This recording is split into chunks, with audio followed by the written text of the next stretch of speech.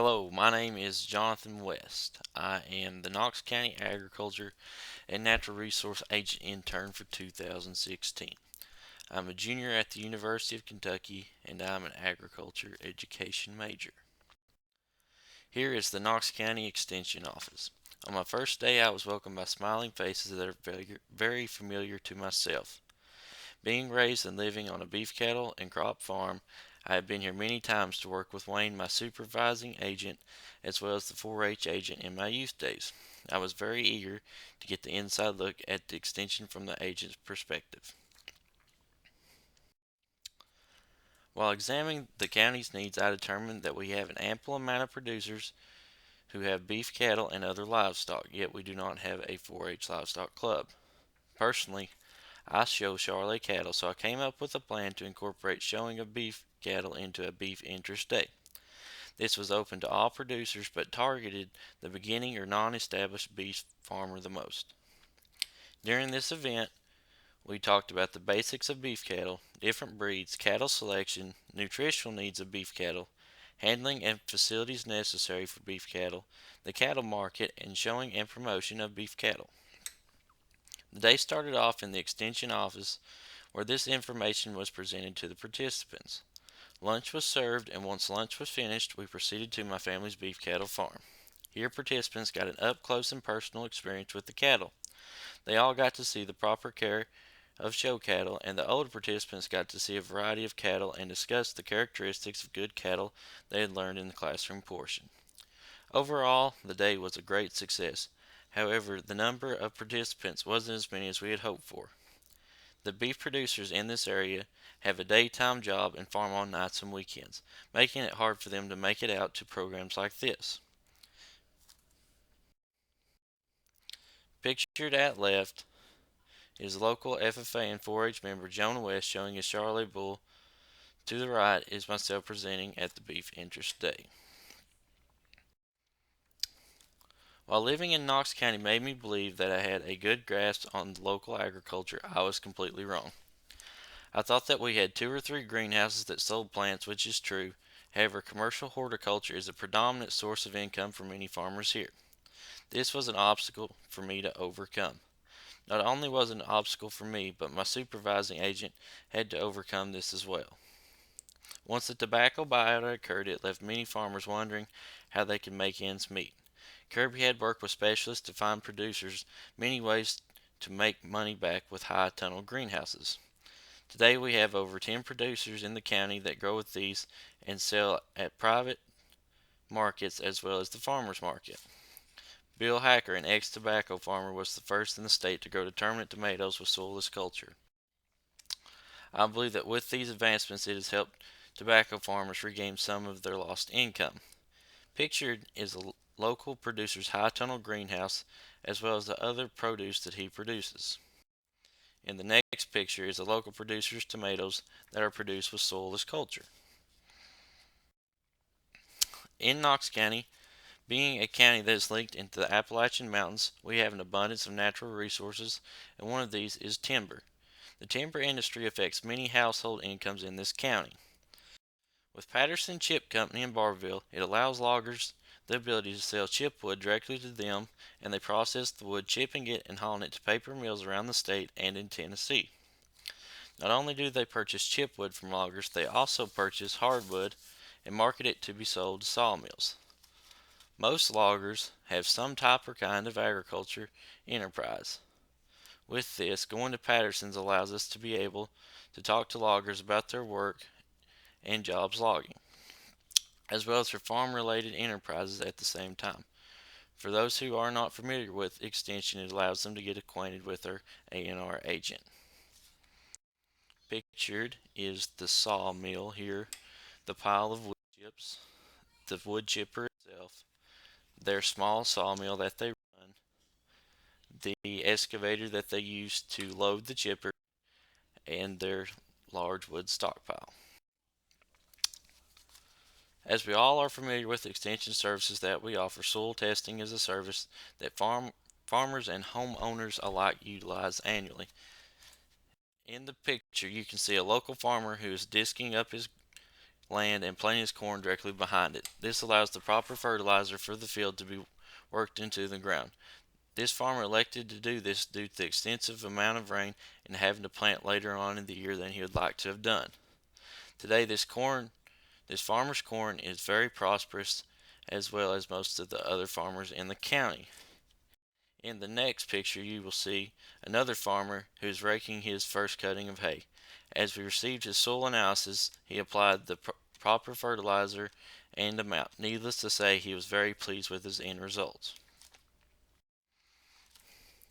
When talking about Knox County's agriculture, we have very few true farmers that all of their income comes from farming. To be honest, there is only one that is self-sustained with his farming operation. All the other farmers have another source of income. With this stated, the agriculture agent has to continue to reach out to others and do different things. One of these is equine. Personally, I have no horse experience whatsoever, but many people in the county do have them. This is like the way Wayne reaches out to loggers. By showing interest in horses, they open the door to you and utilize him more once they have realized he is just like them. We have attended several of the Equine Advisory Committee meetings in Scott County. There we have expressed the wants and needs of the citizens of Knox County. I believe that it is hard for some specialists to come to a realization that not everyone barrel races or has thoroughbred race horses. People here trail ride these horses, and that's all they do with them.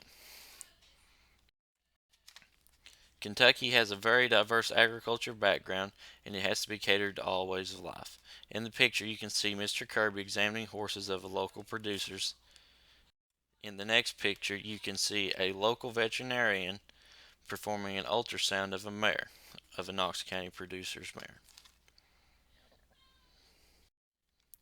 Pictured is a local producer's farm that his grandchildren often fish in. The pond has grown several weeds all the way to the top of the surface. We determined that the weed is pondweed and was treatable by water-friendly glyphosate. He was to treat the pond 1/3 at a time, waiting 2 weeks in between the treating the next section of the pond in order to protect the fish. The treatment has worked and the pond weed has died out of the pond in sections that have been treated. Working with 4-H was more of a pleasure than I had originally thought it to be. Coming into the internship, I had really dreaded the interactions with the younger children. The first day of Clover Buds was one of the most things that I had done this summer. The children really enjoyed having someone who would play musical chairs with them and let them throw water balloons at. I enjoyed getting to teach the children about bugs and other things that seem simple and boring to us adults, but awesome to these children. While being in 4-H, I never really had the desire as a kid to go to 4-H camp. I had always heard great things about it. I just simply did not think that I could be away from home for that long of a period of time. When I applied, I read that you had to go to 4-H camp, and I thought, oh Lord, I'll have to take a sick week or something and skip out on it. Well, it got time to start camp planning, and we went to J.M. Feltner 4-H camp for the planning session with the camp staff. I heard all about the cool stuff that you could do at camp, and I immediately had changed my outlook on coming to 4-H camp. Camp time had arrived, and I was very nervous, but I enjoyed every moment of 4-H camp. At 4-H camp, I had the opportunity to teach basketball camp class for the week. While teaching this class, I got to know some of the campers and the awesome stories that they have to tell about their previous camp experiences. While at camp, I was very observant to the agent's perspective as well as the volunteers. I have found a true appreciation for the ones who give up a week of their time to work with these students for nothing in return. Without 4-H volunteers, many of the programs offered could not be done.